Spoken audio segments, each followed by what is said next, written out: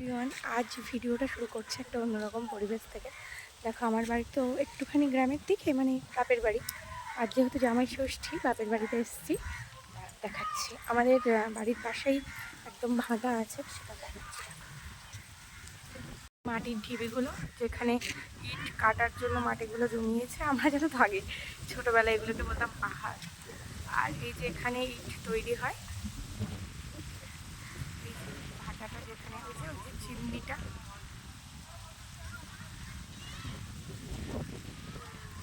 এখন তো পাড়াতে সবাই খেলা করছে। বাচ্চারা, যেহেতু ইটের সিজন এখন শেষ, ভাটা মানে ইট কাটার সময়টা চলে গেছে।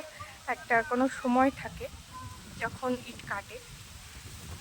আর এটা ঠিক উল্টো দিকটায় নদী আছে, আমি তোমাদেরকে দেখাচ্ছি। তারা এই দেখো, এইখানটা কিন্তু, এটা কিন্তু নদী নয়, এটাকে আমরা এখানের লোকজন ডক বলি। কারণ এইখানটায় এখন জল ঢুকিয়েছে, কিছু সময় এখানটায় পলি তোলে, যেখান থেকে মাটিগুলো নিয়ে যায়, নিয়ে গিয়ে ইট তৈরি হয়। এটা একটা বিএসএফ ক্যাম্প ছিল, এখন সেটা অন্যদিকে একটু বড় করেছে বলে বিএসএফ ক্যাম্পটা বন্ধ করে দিয়েছে। অনেকগুলো নৌকা বালিকাটার